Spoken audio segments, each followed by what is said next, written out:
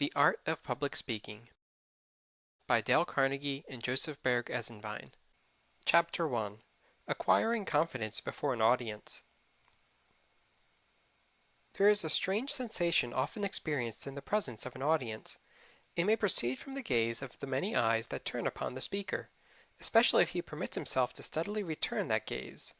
Most speakers have been conscious of this in a nameless thrill, a real something pervading the atmosphere, tangible, evanescent, indescribable.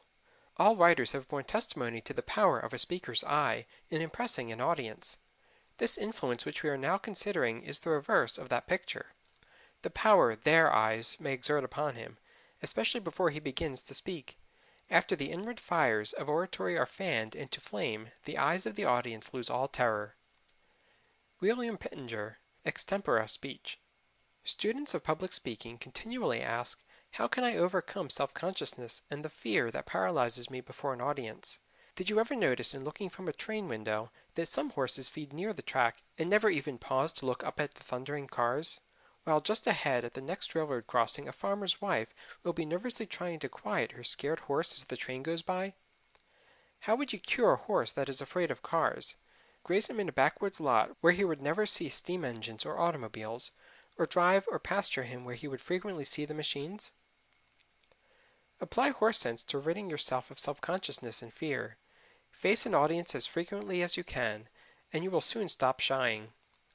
You can never attain freedom from stage fright by reading a treatise. A book may give you excellent suggestions on how to best conduct yourself in the water, but sooner or later you must get wet, perhaps even strangle and be half scared to death. There are a great many wetless bathing suits worn at the seashore, but no one ever learns to swim in them. To plunge is the only way. Practice, practice, practice in speaking before an audience will tend to remove all fear of audiences, just as practice in swimming will lead to confidence and facility in the water. You must learn to speak by speaking. The Apostle Paul tells us that every man must work out his own salvation. All we can do here is to offer you suggestions as to how best to prepare for your plunge. The real plunge no one can take for you. A doctor may prescribe, but you must take the medicine. Do not be disheartened if at first you suffer from stage fright. Dan Patch was more susceptible to suffering than a superannuated dray horse would be. It never hurts a fool to appear before an audience, for his capacity is not a capacity for feeling. A blow that would kill a civilized man soon heals on a savage. The higher we go in the scale of life, the greater is the capacity for suffering. For one reason or another, some master speakers never entirely overcome stage fright, but it will pay you to spare no pains to conquer it. Daniel Webster failed in his first appearance and had to take his seat without finishing his speech because he was nervous. Gladstone was often troubled by self-consciousness in the beginning of an address. Beecher was always perturbed before talking in public. Blacksmiths sometimes twist a rope tight around the nose of a horse, and by thus inflicting a little pain, they distract his attention from the shoeing process. One way to get air out of a glass is to pour water in it. Be absorbed by your subject. Apply the blacksmith's homely principle when you are speaking. If you feel deeply about your subject, you will be able to think of little else. Concentration is a process of distraction from less important matters. It is too late to think about the cut of your coat when once you are upon the platform, so center your interest on what you are about to say. Fill your mind with your speech material and, like the infilling water in the glass, it will drive out your unsubstantial fears. Self-consciousness is undue consciousness of self, and, for the purpose of delivery, self is secondary to your subject, not only in the opinion of the audience, but, if you are wise, in your own. To hold any other view is to regard yourself as an exhibit instead of as a messenger with a message worth delivering. Do you remember Elbert Hubbard's tremendous little tract, A Message to Garcia? The youth subordinated himself to the message he bore. So must you, by all determination you can muster. It is sheer egotism to fill your mind with thoughts of self when a greater thing is there, truth. Say this to yourself sternly, and shame your self-consciousness into quiescence. If the theater caught fire, you could rush to the stage and shout directions to the audience without any self-consciousness, for the importance of what you were saying would drive all fear thoughts out of your mind. Far worse than self-consciousness through fear of doing poorly is self-consciousness through assumption of doing well. The first sign of greatness is when a man does not attempt to look and act great. Before you can call yourself a man at all, Kipling assures us you must not look too good nor talk too wise. Nothing advertises itself so thoroughly as conceit. One may be so full of self as to be empty. Voltaire said, "We must conceal self-love."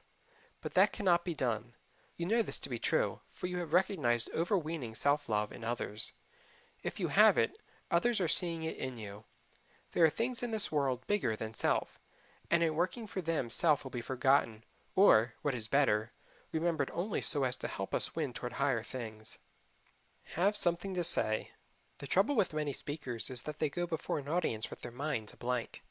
It is no wonder that nature, abhorring a vacuum, fills them with the nearest thing handy, which generally happens to be, "I wonder if I am doing this right. How does my hair look? I know I shall fail." Their prophetic souls are sure to be right. It is not enough to be absorbed by your subject. To acquire self-confidence, you must have something in which to be confident. If you go before an audience without any preparation or previous knowledge of your subject, you ought to be self-conscious. You ought to be ashamed to steal the time of your audience. Prepare yourself. Know what you are going to talk about, and, in general, how you are going to say it. Have the first few sentences worked out completely so that you may not be troubled in the beginning to find words. Know your subject better than your hearers know it, and you have nothing to fear. After preparing for success, expect it. Let your bearing be modestly confident, but most of all be modestly confident within. Overconfidence is bad, but to tolerate premonitions of failure is worse, for a bold man may win attention by his very bearing, while a rabbit-hearted coward invites disaster. Humility is not the personal discount that we must offer in the presence of others. Against this old interpretation there has been a most healthy modern reaction. True humility any man who thoroughly knows himself must feel, but it is not a humility that assumes a worm-like meekness. It is rather a strong, vibrant prayer for greater power for service, a prayer that Uriah Heep could never have uttered. Washington Irving once introduced Charles Dickens at a dinner given in the latter's honor. In the middle of his speech, Irving hesitated, became embarrassed, and sat down awkwardly. Turning to a friend beside him, he remarked, "There, I told you I would fail, and I did." If you believe you will fail, there is no hope for you. You will. Rid yourself of this "I am a poor worm in the dust" idea. You are a god, with infinite capabilities. All things are ready if the mind be so. The eagle looks the cloudless sun in the face. Assume mastery over your audience. In public speech, as in electricity, there is a positive and a negative force. Either you or your audience are going to possess the positive factor. If you assume it, you can almost invariably make it yours. If you assume the negative, you are sure to be negative. Assuming a virtue or a vice vitalizes it. Summon all your power of self-direction, and remember that though your audience is infinitely more important than you, the truth is more important than both of you, because it is eternal. If your mind falters in its leadership, the sword will drop from your hands. Your assumption of being able to instruct or lead or inspire a multitude or even a small group of people may appall you as being colossal impudence, as indeed it may be. But having once essayed to speak, be courageous. Be courageous! It lies within you to be what you will. Make yourself be calm and confident. Reflect that your audience will not hurt you. If Beecher in Liverpool had spoken behind a wire screen, he would have invited the audience to throw the overripe missiles with which they were loaded. But he was a man, confronted with his hostile hearers fearlessly, and won them. In facing your audience, pause a moment and look them over.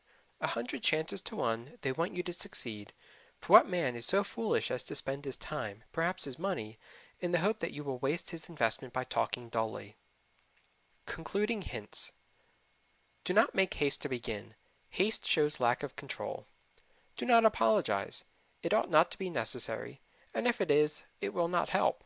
Go straight ahead. Take a deep breath, relax, and begin in a quiet conversational tone as though you were speaking to one large friend. You will not find it half so bad as you imagined. Really, it is like taking a cold plunge. After you are in, the water is fine. In fact, having spoken a few times, you will even anticipate the plunge with acceleration.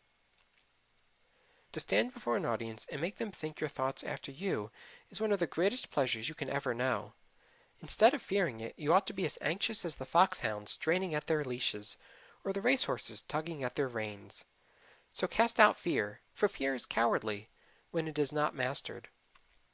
The bravest know fear, but they do not yield to it. Face your audience pluckily. If your knees quake, make them stop. In your audience lies some victory for you, and the cause you represent. Go win it. Suppose Charles Martel had been afraid to hammer their Saracen at Tours. Suppose Columbus had feared to venture into the unknown West. Suppose our forefathers had been too timid to oppose the tyranny of George III. Suppose that any man who ever did anything worthwhile had been a coward. The world owes its progress to the men who have dared, and you must dare to speak the effective word that is in your heart to speak, for often it requires courage to utter a single sentence. But remember that men erect no monuments and weave no laurels for those who fear to do what they can. Is all this unsympathetic, do you say? Man, what you need is not sympathy, but a push. No one doubts that temperament and nerves and illness and even praiseworthy modesty may, singly or combined, cause the speaker's cheek to blanch before an audience, but neither can anyone doubt that coddling will manifest this weakness. The victory lies in a fearless frame of mind. Professor Walter Dill Scott says, "Success or failure in business is caused more by mental attitude even than by mental capacity." Banish the fear attitude, acquire the confident attitude, and remember that the only way to acquire it is to acquire it. In this foundation chapter, we have tried to strike the tone of much that is to follow. Many of these ideas will be amplified and enforced in a more specific way, but through all these chapters on an art which Mr. Gladstone believed to be more powerful than the public press, the note of justifiable self-confidence must sound again and again. Questions and exercises. 1. What is the cause of self-consciousness? 2. Why are animals free from it? 3. What is your observation regarding self-consciousness in children? 4. Why are you free from it under the stress of unusual excitement? 5. How does moderate excitement affect you? 6. What are the two fundamental requisites for the acquiring of self-confidence? Which is the more important? 7. What effect does confidence on the part of the speaker have on the audience? 8. Write out a 2-minute speech on confidence and cowardice. 9. What effect do habits of thought have on confidence? In this connection, read the chapter on right thinking and personality. 10. Write out very briefly any experience you may have had involving the teachings of this chapter. 11. Give a 3-minute talk on stage fright, including a kindly imitation of 2 or more victims. End of Chapter 1.